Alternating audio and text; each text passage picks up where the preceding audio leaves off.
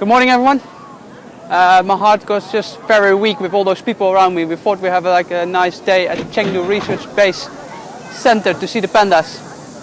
But as you can see already around me, so many people had the same idea as us. So, well, let's hope it will be still very nice.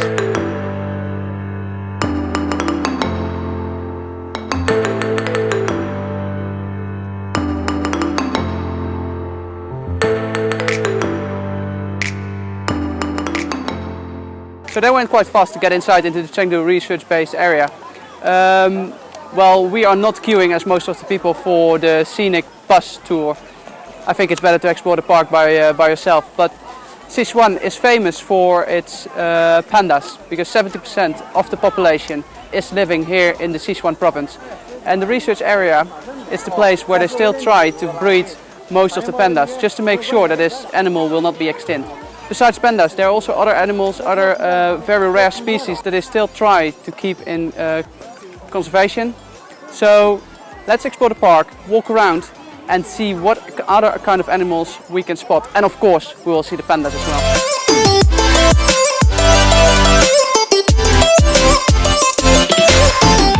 Many of the breeding females at Wulong are artificially inseminated as well as being mated naturally.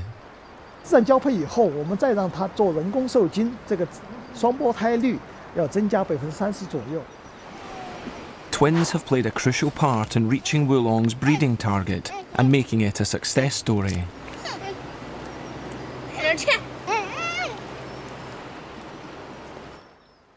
Before Fei can undergo artificial insemination, she needs to be anaesthetised.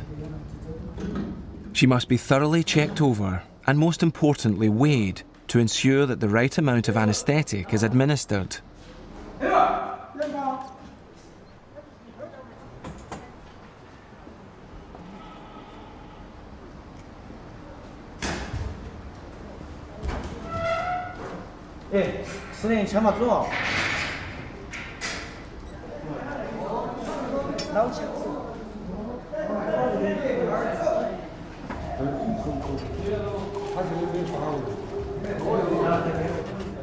Once sedated, she's raced to the hospital so that the artificial insemination can be completed before she wakes up.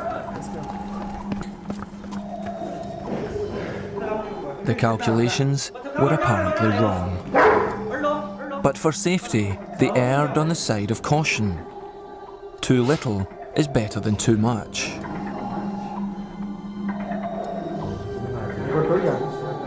The artificial insemination is completed and Fei is put in a quiet enclosure away from the breeding pens. I know we want to save pandas, but as you just could see in the BBC movie, they just inject the sperm directly into the womb of the panda. Just imagine if you do this to a human being. You just wake up and the next day you're pregnant out of nowhere. Someone injected you some drugs and the next day you wake up with a baby into your womb. Sounds quite interesting, something to think about.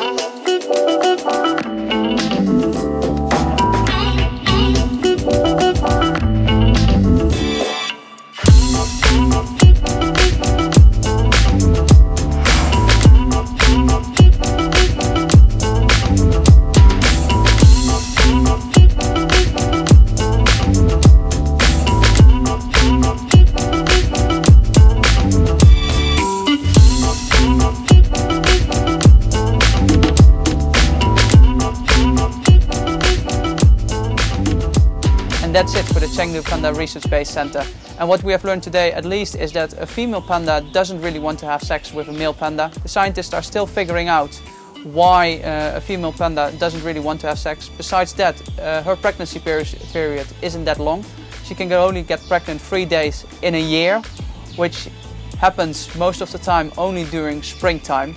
So the researchers need to make sure that they are ready to get the male and the female panda ready in this time of the year. Besides that, when a panda is finally pregnant, then scientists also have the difficulties in predicting when the baby is going to be delivered, because her pregnancy period is only between 11 weeks and 11 months, which is a huge gap. So it's quite difficult to predict when the baby is getting out. So that's it for the Chengdu Panda Research Base Center.